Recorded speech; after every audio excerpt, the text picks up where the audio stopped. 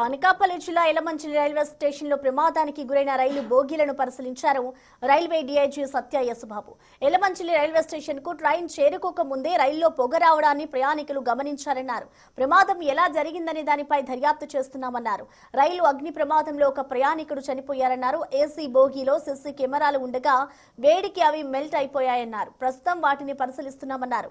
Data recovery చేస్తే రైల్లో అగ్ని ప్రమాదం ఎలా జరిగిందో తెలుస్తుందన్నారు డీఐజీ సత్య యేసుబాబు.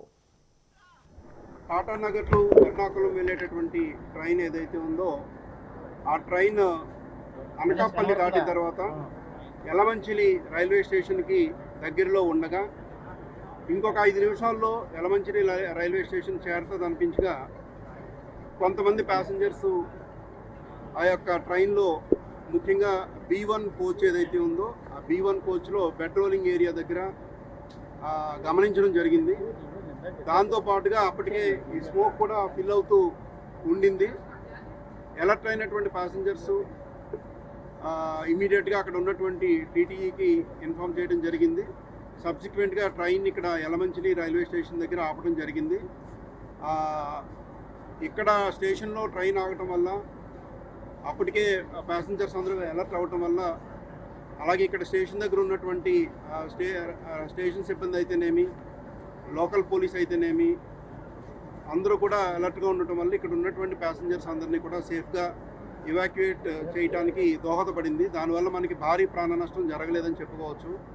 అయితే అప్పుడు కూడా ట్రైన్లో మనం B1 కోచ్లో సుందర్ అని చెప్పేసి ఒక ఎల్డర్లీ పర్సన్ 70 years ఆయన విశాఖపట్నం నుంచి విజయవాడ వెళ్ళడానికి ట్రైన్ ఎక్కడం జరిగింది. ఆయన కూడా ఈ బయటకు వచ్చే ప్రక్రియలో పడిపోయి చనిపోవడం జరిగింది. అయితే ఇందులో మనకి ఈ ఫైర్ ఎక్కడైతే ఆరిజిన్ అయిందో ఆ రీజన్స్ ఫర్ దిస్ ఫైర్ అనేది మనం ఇంకా ఇన్వెస్టిగేషన్లో నిర్ధారించాల్సి ఉంది. ఇప్పటికే మనకి వైజాగ్ నుంచి FSL టీమ్స్ రావడం జరిగింది. అలాగే స్టేట్ హెడ్ క్వార్టర్స్ టీమ్స్ కూడా ఇక్కడ వస్తున్నాయి. దానికి తోటి మనకి మెయిన్ B1 కాకుండా దానికి ఆనుకుని ఉన్నటువంటి M2 బోగి ఏదైతే ఉందో అందులో కూడా ఫైర్ స్ప్రెడ్ అయింది.